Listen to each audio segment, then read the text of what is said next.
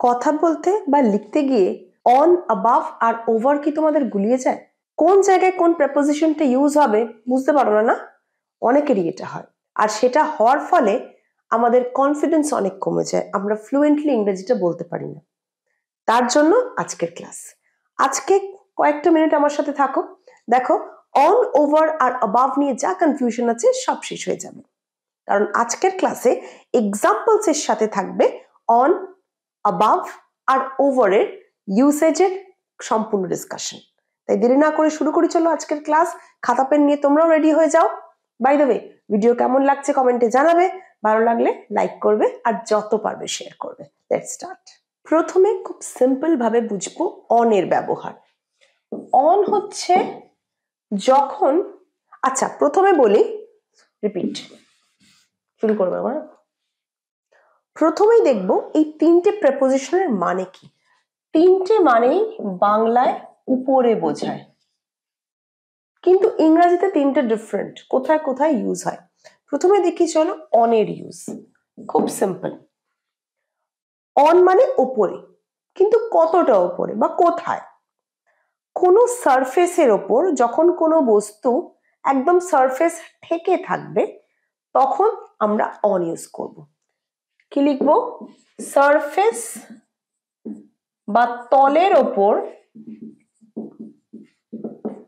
কোনো বস্তু যখন কন্ট্যাক্টে থাকবে, কন্ট্যাক্টে বা বাংলায় তলদেশ ঠেকে থাকবে, তখন আমরা ইউজ করব অন। ফর এক্সাম্পল, আমার এই হাতের ওপর ডাস্টারটা আছে, ডাস্টারটা ঠেকে আছে। হাতের তালুর ইংরেজি পাম। আমি কি বলতে পারি? The duster is on my palm. কি বলবো?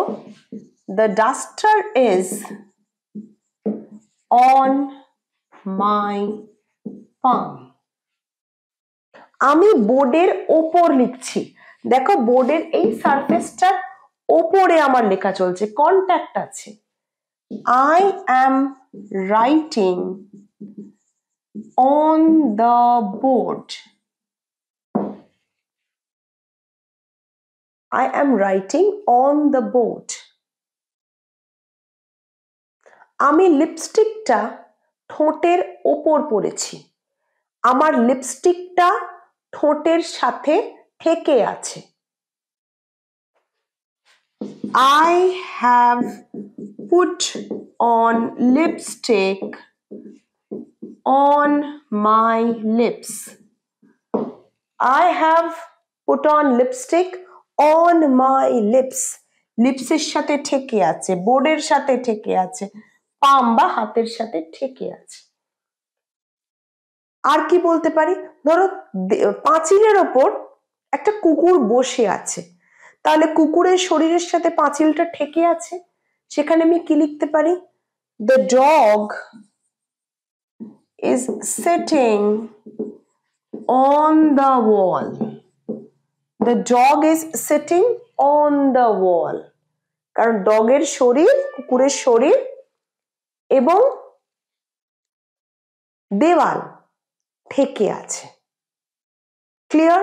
তাহলে যখন তলদেশের সাথে, সারফেসের সাথে বস্তু বা জিনিসের বা প্রাণীর কন্ট্যাক্ট থাকবে, আচ্ছা বস্তু নয় প্রাণীও হতে পারে, কন্ট্যাক্টে থাকবে, ঠেকে থাকবে, সেই সমস্ত ক্ষেত্রে চোখ কান বুঝে তোমরা কি ইউজ করে দেবে?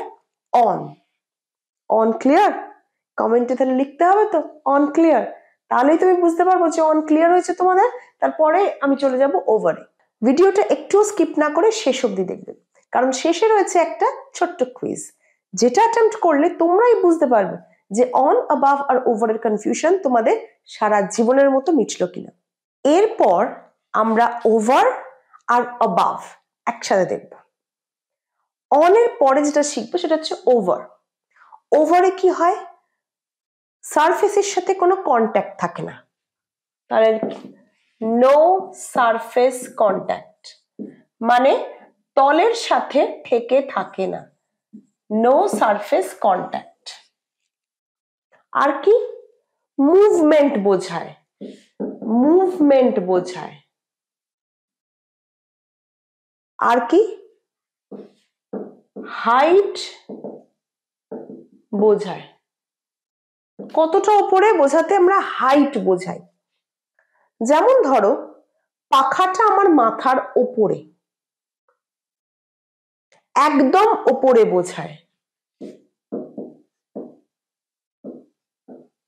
একদম ওপরে মানে কভার করে আছে, আমার মাথার ওপর আছে, সেক্ষেত্রে আমি বলবো the fan is over my head. The fan is over my head. এটা একটা ইউজ ওভারের। একদম ওপরে, হাইট অনুযায়ী ওপরে।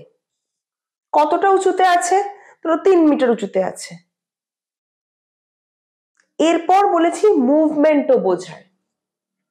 ধরো বিল্ডিং এর ওপর দিয়ে প্লেন যাচ্ছে, তাহলে প্লেন যাওয়া মুভমেন্ট বোঝাচ্ছে, কিন্তু তারা বিল্ডিং এর তলদেশের সাথে ঠেকে নেই, এটা ঠিক করলো। হাইট বোঝাচ্ছে, বিল্ডিং এর একদম উপরে বোঝাচ্ছে, সেক্ষেত্রে কি লিখবো? The plane is flying over the buildings.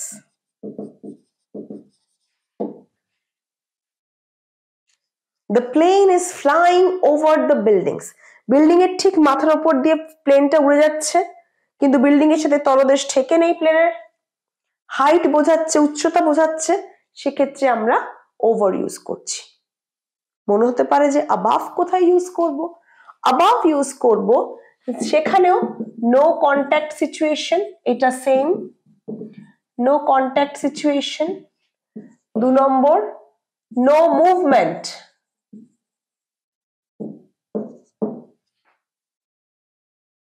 Level বোঝায়।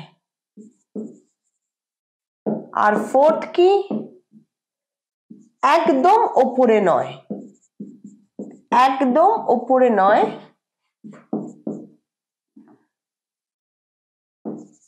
উপরের দিকে বোঝায়। আমি একটু পরিষ্কার করে এটা বোঝাবো। ধরো একটা লাইট আমার মাথার ওপরে নেই, কিন্তু ওপরে ওই দিকে আছে, বা বাঙ্ক, শেলফ, বুক শেলফ ওপরে আছে, মাথার ওপরে নেই, মাথাকে কভার করে নেই, ওপরে কোনো একটা লেভেলের কোনো একদিকে আছে, লেভেল বোঝায়। হাইট আর লেভেলের মধ্যে কি ডিফারেন্স? হাইট হচ্ছে ভার্টিক্যাল ডিস্টেন্স বোঝায়, লেভেল কি? লেভেল হরাইজন্টাল ডিস্টেন্স বোঝায়। ডিফারেন্স কি? সোজাসুজি উচ্চতা যখন আমি বোঝাবো, আমার মাথার ওপরেই ফ্যান আছে, সেখানে আমি ওভার ইউজ করব। যখন সরাসরি উচ্চতা বোঝাবো, ওভার ইউজ করব। আর ধরো মাথার এই লেভেলে ফ্যান এদিকেও থাকতে পারে, এদিকেও থাকতে পারে, সেক্ষেত্রে অ্যাবাভ, একদম ওপরে নয়, লেভেল বোঝায়, হরাইজন্টাল লেভেল বোঝায়। ভার্টিক্যাল লেভেল বোঝালে ওভার, হরাইজন্টাল লেভেল বোঝালে above.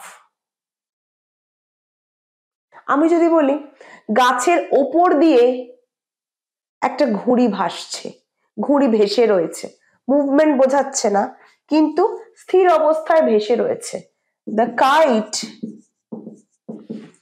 is flying above my head.